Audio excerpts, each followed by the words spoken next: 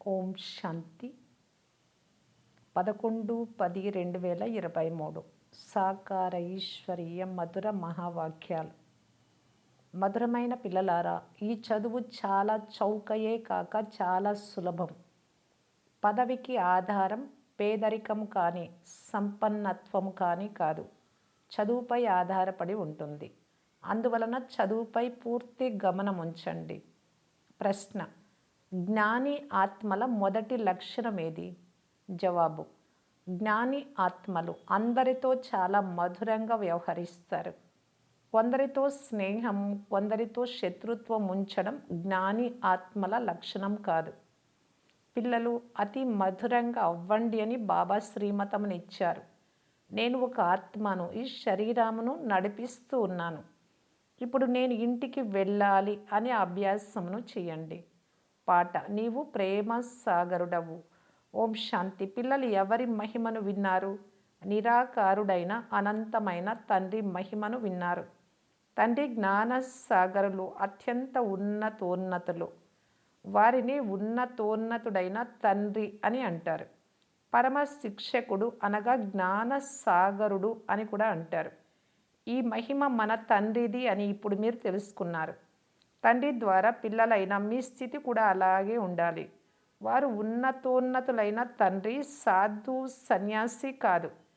వీరు అనంతుడైన తండ్రి, నిరాకార పరంపిత పరమాత్మ. వీరు మన అనంతమైన తల్లి, తండ్రి, పతియే కాక మన సర్వస్వము అని పిల్లలైన మీ బుద్ధిలో ఉంది. అయితే ఆ నశ స్థిరంగా ఉండడం లేదు. గడియ గడియ పిల్లలు మర్చిపోతారు. వీరు ఉన్నతమైన అతి మధురాతి మధురమైన తండ్రి. వారిని అందరూ అర్ధకల్పం స్మృతి చేస్తారు. లక్ష్మీనారాయణలను అంతగా స్మృతి చెయ్యరు. భక్తుల భగవంతుడు ఒక్క నిరాకారుడే. వారిని అందరూ స్మృతి చేస్తారు. కొందరు లక్ష్మీనారాయణలను, కొందరు గణేష్ మొదలైన వారిని విశ్వసించే వారిగా ఉంటారు. అయినా వారి నోటి నుండి ఓ భగవంతుడా అన్న శబ్దమే వెలువడుతుంది. ఓ పరమాత్మ అన్న పదం అందరి నోటి నుండి తప్పకుండా వెలువడుతుంది. ఆత్మ వారిని స్మృతి చేస్తుంది. దైహికమైన భక్తులు దేహ సంబంధమైన వస్తువులను స్మృతి చేస్తారు. అయినా ఆత్మ ఎంత పితావ్రతునిగా ఉంటుంది అంటే తన తండ్రిని తప్పకుండా దుఃఖంలో అయినా సరే తలుచుకుంటుంది. దుఃఖంలో ఉన్నప్పుడు హే పరమాత్మ అన్న పదం వెంటనే వెలువడుతుంది. ఆ పరమాత్మ నిరాకారుడు అని తప్పకుండా భావిస్తారు. కానీ వారి మహత్వాన్ని గూర్చి తెలియదు. ఇప్పుడు వారు మన సన్ముఖంలోకి వచ్చారు కావున వారి మహత్వము మీరు తెలుసుకున్నారు. తండ్రి స్వర్గ రచయిత మనలను సన్ముఖంగా చదివిస్తూ ఉన్నారు. ఇది ఒకే చదువు. ఆ భౌతికమైన చదువులు రకరకాలుగా ఉంటాయి. ఎవరు మనస్సు అయినా చదువులు నిమగ్నం అవ్వకపోతే ఇక దానిని వదిలేస్తారు కూడా. ఇక్కడ ఈ చదువులో డబ్బు మొదలైన వాటి విషయం ఏదీ లేదు. ఆ ప్రభుత్వం కూడా పేదవారిని ఉచితంగా చదివిస్తుంది. ఇక్కడ ఇది ఉచితంగా చదువుకునే చదువు. ఇందులో ఫీజు మొదలైనవేవీ లేవు. బాబాను పేదల పాలిటి పెన్నిది అని అంటారు. పేదవారే చదువుతారు. స్మృతి చాలా సులభమైనది. చదువు చాలా చవకైనది. మనుషులు తమను ఇన్ష్యూర్ కూడా చేసుకుంటారు. ఇక్కడ కూడా మీరు ఇన్ష్యూర్ చేసుకుంటూ ఉన్నారు. బాబా మీరే స్వర్గంలో 21 జన్మల ప్రతిఫలమును ఇవ్వాలి అని అంటారు. ఓ పరంపిత పరమాత్మ, మాకు 21 జన్మల కొరకు వారసత్వమును ఇవ్వు అని భక్తి మార్గంలో అనరు. మనము డైరెక్ట్గా స్వయాన్ని ఇన్ష్యూర్ చేసుకుంటున్నాము అని మీకు ఇప్పుడు తెలుసు. ఫలమును ఇచ్చేవాడు ఈశ్వరుడే అని సదా అంటూ ఉంటారు. అందరికి ఈశ్వరుడే ఇస్తారు. సాధు సన్యాసులు లేక రిద్ధి సిద్ధి కలవారు ఎవరైనా అందరికీ ఇచ్చేవారు ఈశ్వరుడే. ఇచ్చేవారు ఈశ్వరుడే అని ఆత్మ అంటుంది. దాన పుణ్యాదులు చేస్తారు. దానికి ఫలితాన్ని ఇచ్చేవాడు ఈశ్వరుడే. ఈ చదువులో ఖర్చు ఏమీ లేదు. పేదవారికి కూడా అంతే ఇన్ష్యూర్ అవుతుంది అని బాబా అర్థం చేయించారు. షావుకారులు 1,00,000 చేస్తే అతడికి 1,00,000గా లభిస్తుంది. పేదవారు 1 రూపాయి చేసినా, షావుకారు 5,000 చేసినా దానికి ప్రతిఫలం ఇరువురికి సమానంగా లభిస్తుంది. పేదల కొరకు ఇది చాలా సులభం. ఇందులో ఫీజు ఏమీ ఉండదు. పేదలు లేక షౌకార్లు ఇరువురు బాబా నుండి వారసత్వాన్ని పొందేందుకు హక్కుదారులే.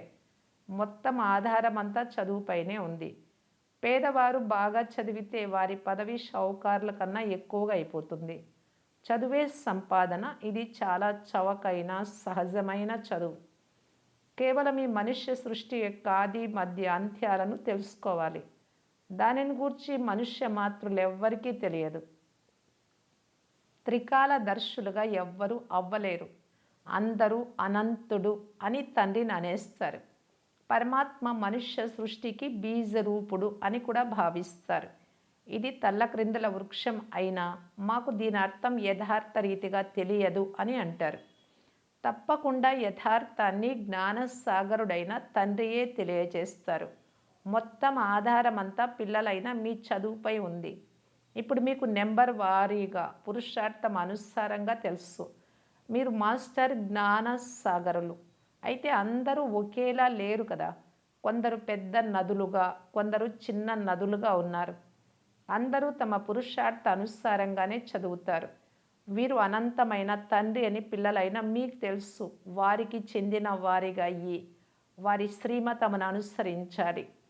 పాపం వారు పరవశులుగా ఉన్నారు అని కొందరిని గూర్చి అనడం జరుగుతుంది. మాయకు వశమై ఉల్టా మతమును అనుసరిస్తారు. శ్రీమత్ భగవాను వాచ అని ఉంది కదా. వారి ద్వారా శ్రేష్టాతి శ్రేష్ఠులైన దేవి దేవతలకు అవ్వాలి. నిశ్చయం ఏర్పడిన తర్వాతనే శివబాబాను మిలనం చేయాలి, కలవాలి. వీరికి యథార్థమైన నిశ్చయం లేదు అని బాబా అర్థం చేసుకోగలరు. ఆత్మలకు తండ్రి ఒక్కరే అని అర్థం చేసుకుంటారు. కానీ వారు శివబాబా బ్రహ్మలోకి వచ్చి వారసత్వాన్ని ఇస్తున్నారు అన్న నిశ్చయం కూర్చోవడం చాలా కష్టం. ఇది బుద్ధిలో కూర్చున్న తర్వాత వ్రాసి ఇచ్చినప్పుడు బాబా వద్దకు వారు వ్రాసి ఇచ్చిన దానిని వారిని తీసుకురావాలి. వీరు చెప్పేది యథార్థంగా ఉంది అని అప్పుడు తండ్రి అర్థం చేసుకుంటారు. ఇంతకాలం ఏదైతే భావిస్తూ వచ్చామో అది తప్పు అని అప్పుడు అర్థం చేసుకుంటారు. ఈశ్వరుడు సర్వవ్యాపి కాదు. వారు అనంతమైన తండ్రి. తప్పకుండా భారతదేశానికి కల్పకల్పము సంగమ యుగంలో అనంతమైన తండ్రి ద్వారా వారసత్వం లభిస్తుంది. సంగమ యుగంలో ఇదే సమయంలో లభించింది, ఇప్పుడు మళ్ళీ లభిస్తోంది అని వ్రాయించాలి. తప్పకుండా తండ్రి సంగమ యుగంలోనే వస్తారు. వారు వచ్చి బీకేల ద్వారా స్వర్గ రచనను రచిస్తారు. ఎప్పుడైతే ఈ విషయాన్ని వ్రాసి ఇస్తారో అప్పుడు వారు ఎవరి వద్దకు వచ్చారో, ఏమి తీసుకునేందుకు వచ్చారో వ్రాసి వచ్చినటువంటి వారు అర్థం చేసుకుంటారు. ఇతరులు కూడా అర్థం చేయించగలరు. ఈశ్వరుడి రూపము నిరాకారం. ఈశ్వరుడి రూపము తెలియని కారణంగా బ్రహ్మతత్వము అని అనేస్తారు. వారు ఒక బిందువు అని పిల్లలకు అర్థం చేయించడం జరిగింది. పరమాత్మ ఒక బిందువు అన్న విషయం ఎవరి బుద్ధిలోనూ కూర్చోదు. బ్రుకుటి మధ్యలో మెరుస్తున్న నక్షత్రము అని ఆత్మను గూర్చి అంటారు. అది చాలా చిన్నది కావున పాత్రధారి ఎవరు అని ఆలోచించాలి. ఇంత చిన్న ఆత్మలో ఎంతటి అవినాశి పాత్ర నింపబడి ఉంది. ఆ విషయాలలోకి ఎవరైనా లోతుగా వెళ్తే అప్పుడు వారికి అర్థం చేయించాలి. నేను 84 జన్మలను తీసుకున్నాను అని మీ ఆత్మ అంటుంది. ఇంత చిన్న బిందు రూపమైన ఆత్మలో ఆ పాత్ర అంతా ఇమిడి ఉంది. అది మళ్ళీ ప్రత్యక్షంగా ఎదురుగా అవుతుంది, అంటే ఎమర్జ్ అవుతుంది. ఈ విషయం వింటే మనుషులు ఆశ్చర్యపడతారు. ఈ విషయాన్ని ఎవ్వరూ అర్థం చేసుకోరు. మన 84 జన్మలు పునరావృతం అవుతాయి. ఇది తయారై ఉన్న డ్రామా. ఆత్మలో పాత్ర ఎలా రచింపబడి ఉందో విని మనుషులు ఆశ్చర్యపడతారు. తప్పకుండా ఆత్మనైన నేను మాట్లాడతాను. ఆత్మనైన నేను ఒక శరీరాన్ని వదిలి ఇంకొక శరీరాన్ని తీసుకుంటాను. నా ఈ పాత్ర నిర్ణయింపబడి ఉంది. అది డ్రామా అనుసారంగా పునరావృతం అవుతుంది అని అర్థం చేసుకుంటారు. ఈ విషయాలను బలహీన బుద్ధి కలవారు ఎప్పుడూ ధారణ చేయలేరు. మనం 84 జన్మలు తీసుకొని పాత్రను అభినయిస్తాము, శరీరాన్ని ధారణ చేస్తాము. ఎప్పుడైతే ఈ స్మరణ నడుస్తూ ఉంటుందో అప్పుడు వీరు పూర్తి త్రికాల దర్శులు అని, ఇతరులను కూడా త్రికాల దర్శులుగా చేసే పురుషార్థం చేస్తున్నారు అని అనవచ్చు. అర్థం చేయించేందుకు కూడా పిల్లలలో ధైర్యం ఉండాలి. అందులకు ఊత కర్రగా అయ్యి నిద్రిస్తున్న వారిని, అజ్ఞానంలో ఉన్నవారిని మేల్కొల్పండి. ప్రేయస్లారా మేల్కొనండి. ఇప్పుడు క్రొత్త ప్రపంచ స్థాపన జరుగుతోంది. పాత ప్రపంచ వినాశనం జరుగుతోంది. మీరు త్రిమూర్తి బ్రహ్మ విష్ణు శంకరుల పేరును వినలేదా? బ్రహ్మ ద్వారా స్థాపన జరుగుతుంది. అందరూ ఇక్కడ ఉన్నవారు బ్రహ్మ కుమార్ కుమారిలే కదా. ఒంటరిగా బ్రహ్మ ఒక్కరే చేయరు కదా. ప్రజాపితతో పాటు తప్పకుండా బ్రహ్మ కుమారి కుమారులు కూడా ఉంటారు. వీరి తండ్రి కూడా తప్పకుండా ఉంటారు. వారే వీరికి నేర్పిస్తారు. ఈ బ్రహ్మనైతే జ్ఞాన సాగరుడు అని అనరు. బ్రహ్మ చేతిలో శాస్త్రాలను చూపిస్తారు. కానీ పరంపిత పరమాత్మ బ్రహ్మలోకి వచ్చి వీరి ద్వారా అన్ని వేద శాస్త్రాల సారాన్ని తెలియజేస్తారు. శాస్త్రాల సారాంశాన్ని బ్రహ్మ కాదు వినిపించేది. వారెక్కడ నుండి నేర్చుకుంటారు? వారికి ఎవరైనా తండ్రి లేక గురువు ఉంటారు కదా. ప్రజాపిత తప్పకుండా మనిషిగానే ఉంటాడు. ఇక్కడే ఉంటాడు. అతడు ప్రజలను రచిస్తారు. వారిని ఎవరిని? తండ్రిని. క్రియేటర్, జ్ఞానసాగరుడు, నాలెడ్జ్ఫుల్ అని అంటారు. అంతేకాని బ్రహ్మని ఇలా క్రియేటర్, జ్ఞానసాగరుడు, నాలెడ్జ్ఫుల్ అనలేరు. జ్ఞానసాగరుడు పరంపిత పరమాత్మ ఒక్కరు మాత్రమే. వారు వచ్చి ప్రజాపిత బ్రహ్మ ద్వారా చదివిస్తూ ఉన్నారు. దీనిని జ్ఞాన కలశము అని అంటారు. మొత్తం ఆధారమంతా ధారణపైనే ఉంది. ఇన్షూర్ చేసుకోండి, చేసుకోకపోండి, అది మీపై ఉంది. బాబా ఎంతో బాగా ఇన్షూర్ చేస్తారు. వారి ఇన్సూరెన్స్ మ్యాగ్నెట్. భక్తి మార్గంలోనూ జ్ఞాన మార్గంలోనూ బాబా ఇన్సూరెన్స్ మ్యాగ్నెట్. తండ్రిని భక్తి మార్గంలో ఆత్మలందరూ స్మృతి చేస్తారు. తండ్రి, మీరు వచ్చి మమ్ములను దుఃఖాల నుండి విడిపించండి అని అంటారు. తండ్రి వచ్చి వారసత్వాన్ని ఇస్తారు. శాంతిధామంలోకో లేక సుఖధామంలోకో పంపిస్తారు. అంటే వారి అర్హతను బట్టి, యోగ్యతను బట్టి. ఎవరికైతే శాంతి వారసత్వం లభించాలో వారు కల్పకల్పము అదే శాంతి వారసత్వాన్ని తీసుకుంటారు. జ్ఞానము వినరు కనుక. ఇప్పుడు మీరు శాంతితో పాటు సుఖ వారసత్వాన్ని తీసుకునేందుకు పురుషార్థం చేస్తున్నారు స్వర్గంలోకి వెళ్ళడానికి. ఇందులో చదవాలి, ఇతరులను చదివించాలి. ఎలాగైతే తండ్రి మధురాతి మధురమైన వారో అలా వారి రచన కూడా మధురాతి మధురమైనదే. స్వర్గం ఎంత మధురమైనదో అలాగే వారి రచన కూడా మధురాతి మధురమైనదే. స్వర్గం ఎంత మధురమైనది, అలాగే స్వర్గము అన్న పదమును అందరూ ప్రస్తావిస్తూ ఉంటారు. ఎవరైనా మరణిస్తే స్వర్గస్థులయ్యారు అని అంటారు. కనుక తప్పకుండా అంతవరకు నరకంలో ఉండి ఇప్పుడు స్వర్గంలోకి వెళ్ళారు అనే కదా. నిజానికి అలా స్వర్గంలోకి వెళ్ళరు, అయినా అలా అంటారు. మీరు వ్రాయాలి, తప్పకుండా వారు నరకంలోనే ఉన్నారు, ఇది నరకం. మరి వారిని మీరు పిలిచి వారికి నరకంలో తినిపించే ప్రయత్నం ఎందుకు చేస్తున్నారు? మరి స్వర్గంలోకి వెళ్ళిపోయారు అంటున్నారు కదా. పితృలను పిలుస్తారు కదా. ఆత్మలను పిలవడమే పితృలను పిలవడం. మీరైతే ఆ పితృలందరి తండ్రిని పిలుస్తారు. ఆత్మలందరి తండ్రి కూర్చొని మిమ్మలను చదివిస్తారు. శివశక్తులైన మీరు ఎంతటి గుప్తమైన సైన్యం. శివుడైతే నిరాకారుడే కదా. శక్తులైన మీరు వారి పిల్లలు. శక్తి ఆత్మలోకి వస్తుంది. మనుషులు శారీరక శక్తిని చూపిస్తారు, మీరు ఆత్మిక శక్తిని చూపిస్తారు. మీది యోగ బలము. యోగం చేయడం ద్వారా మీ ఆత్మ పవిత్రంగా అవుతుంది. ఆత్మలోకి శక్తి వస్తుంది. మీ అందరికంటే మమ్మ జ్ఞాన ఖడ్గం చాలా పదునైనది. ఇది స్థూలమైన ఖడ్గం గురించిన విషయం కాదు. జ్ఞాన ఖడ్గం. నాలో జ్ఞాన శంఖధ్వనిని చేసే శక్తి చాలా బాగుంది అన్న జ్ఞానము ఆత్మకుంటుంది. మీరు శంఖధ్వని చేయగలరు, నేను శంఖధ్వని చేయలేను అని కొందరు అంటారు. జ్ఞానం చెప్పలేను అని. కానీ జ్ఞాన శంఖధ్వనిని చేసేవారే తండ్రికి అతి ప్రియమైన వారు. తండ్రి అంటారు, నా పరిచయమును కూడా జ్ఞానము ద్వారానే ఇస్తారు కదా.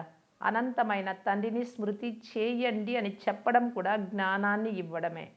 తండ్రిని స్మృతి చెయ్యాలి. ఇందులో నోటితో మాట్లాడేది ఏదీ లేదు. తండ్రి మాకు జ్ఞానం ఇస్తున్నారు అని లోపల భావించాలి. మీరు వాపస్ ఇంటికి రావాలి పరంధామానికని తండ్రి చెప్తున్నారు. నన్ను స్మృతి చేసినట్లయితే మీ కర్మలు వినాశనం అవుతాయి. భగవాను వాచ మన్మనాభవ. తప్పకుండా తండ్రి నిరాకారుడే కదా, నన్ను స్మృతి చెయ్యండి అని సాకారుడు ఎలా అనగలరు? హే ఆత్మలారా, నన్ను స్మృతి చెయ్యండి, నేను మీ తండ్రిని అని నిరాకారుడే అంటారు. నన్ను స్మృతి చేసినట్లయితే అంతిమ మతిని బట్టి గతి ఏర్పడుతుంది. కృష్ణుడైతే ఇలా అనలేడు, అతడు మనుషుడే కదా. మీ తండ్రిని స్మృతి చేయమని ఆత్మలైన మీరు ఈ శరీరము ద్వారా జీవాత్మలతో అంటారు. తండ్రి కూడా ఆత్మలకు మన్మనాభవని చెప్తారు. ఆత్మలైన మీరు నా వద్దకే రావాలి, దేహి అభిమానులుగా అవ్వాలి. ఆత్మనైన నేను ఈ శరీరాన్ని నడిపించే వాడిని. ఇప్పుడు నేను మళ్ళీ తండ్రి వద్దకు వెళ్ళాలి అని మీరు బాగా అభ్యాసం చేయాలి. నడుస్తూ, తిరుగుతూ, లేస్తూ, కూర్చుంటూ నన్ను స్మృతి చేయండి అని తండ్రి అంటారు. ఎవరైతే అశాంతిని వ్యాపింపచేస్తారో వారు తమ పదవిని భ్రష్టం చేసుకుంటారు. ఇందులో చాలా చాలా మధురంగా అవ్వాలి. శివభోలా భగవానుడు ఎంత మధురమైన వారు, ఎంత ప్రియమైన వాడు అన్న పాట కూడా ఉంది కదా. వారి పిల్లలైన మీరు కూడా ఎంతో భోలా పిల్లలు. తండ్రిని స్మృతి చేసినట్లయితే స్వర్గానికి అధిపతులుగా అవుతారు అని మీరు ఫస్ట్ క్లాస్ దారిని తెలుపుతారు. ఇంకెవ్వరు ఇటువంటి భేరాన్ని ఇవ్వలేరు. కావున తండ్రిని ఎంతగానో స్మృతి చేయాలి. ఎవరి నుండి అయితే ఇంత సుఖం లభిస్తుందో వారినే పతిత పావన రండి అని పిలుస్తారు. ఆత్మలు పతితంగా అయ్యాయి, వాటితో పాటు శరీరాలు కూడా పతితంగా అయ్యాయి. ఆత్మ శరీరం రెండు పతితంగా అయ్యాయి. తండ్రి అయితే నిర్లేపి, ఎలాంటి లేప చాపాలు అంటావు. ఇంకొక వైపున మనుష్యులు ఆత్మ నిర్లేపి పతితంగా అవ్వదు ఇలా కూడా అంటారు. కానీ అలా కాదు. ఒక్క పరంపిత పరమాత్మలో మాత్రమే ఎప్పుడూ మలినాలు ఏర్పడవు. మిగిలిన ఆత్మలన్నింటిలో కూడా మలినాలు కలిసే తీరాలి. ప్రతి ఒక్కరూ సతో రజో తమోలలోకి రావాల్సిందే. ఈ పాయింట్లన్నీ ధారణ చేసి చాలా మధురంగా అవ్వాలి. కొందరితో శత్రుత్వము, కొందరితో స్నేహము ఇలా కాదు. అందరితో స్నేహం ఉండాలి. దేహ అభిమానంలోకి వచ్చి ఇక్కడే కూర్చుండిపోయి ఎవరితోనైనా సేవను తీసుకోవడం పూర్తిగా తప్పు అవుతుంది. అచ్చా, మధురాతి మధురమైన అపురూపమైన పిల్లలకు మాతాపిత బాప్దాదాల ప్రియ స్మృతులు మరియు గుడ్ మార్నింగ్. ఆత్మిక పిల్లలకు ఆత్మిక తండ్రి నమస్తే. ధారణ కొరకు ముఖ్య సారం. ఫస్ట్ పాయింట్, జ్ఞానాన్ని స్మరిస్తూ త్రికాలదర్శులుగా అవ్వాలి. ఇతరులను తయారు చేయాలి. అందులకు ఊతకర్రగా అయ్యి వారిని అజ్ఞాన నిద్ర నుండి జాగృతులుగా చేయాలి.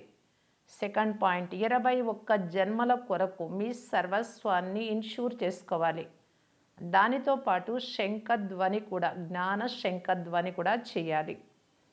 వరదానము, తమ బాధ్యతల భారమునంతా తండ్రికి ఇచ్చేసి సదా నిశ్చింతగా ఉండే సఫలతా సంపన్న సేవాధారీ భవ. పిల్లలు స్వయంగా ఎంత తేలికగా ఉంటారో అంతగా సేవ మరియు స్వయం సదా పైకెక్కుతూ ఉంటారు, అనగా ఉన్నతి పొందుతూ ఉంటారు. అందువలన బాధ్యతలన్నింటి భారాన్ని తండ్రికి ఇచ్చి స్వయంగా నిశ్చింతగా ఉండండి. ఏ విధమైన నేను, నాది అనే భారం ఉండరాదు. కేవలము స్మృతి యొక్క నశలో ఉండాలి. తండ్రితో పాటు కంబైన్డ్గా ఉన్నట్టయితే ఎక్కడ తండ్రి ఉంటారో అక్కడ సేవ స్వతహాగా జరుగుతుంది. చేయించేవారు చేయిస్తున్నారు కనుక తేలికగా ఉంటారు. అంతేకాదు సఫలతా సంపన్నులుగా కూడా అవుతారు. స్లోగన్, అనంతమైన డ్రామా యొక్క ప్రతి దృశ్యము నిశ్చితమైంది, ఫిక్స్ అయింది అని తెలుసుకొని నిశ్చింతగా ఉండాలి. అవ్యక్త ఇషారా, ప్రతి ఖజానాను సఫలం చేసి సద్వినియోగం చేసి సఫలతామూర్తులుగా విజయీలుగా కావటానికి బాప్ దాదా తెలియజేస్తూ ఉన్నారు.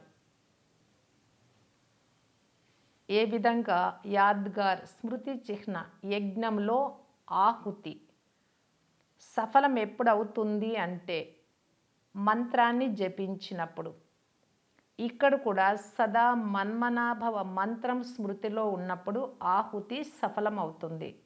కనుక మంత్ర స్వరూపంలో స్థితమయ్యేవారుగా కండి, మంత్రాన్ని ఊరికే పఠించేవారుగా కాదు. అంటే మన్మనాభవ అర్థాన్ని తెలుసుకొని ఆ స్వరూపంలో స్థితమయ్యేవారుగా. ఏ యజ్ఞము రచించిన సంపూర్ణ ఆహుతి చేసినప్పుడే సఫలము లభిస్తుంది, అంటే విజయులు అవుతారు. కొద్దిగా ఆహుతి చేసే దానిలో లోటు ఉన్న సంపూర్ణ సఫలత లభించదు. కనుక ఏదైతే ఆహుతి చేస్తారో దానిని సంపూర్ణంగా చెయ్యాలి మరియు సంపూర్ణంగా పొందాలి. ఓం శాంతి.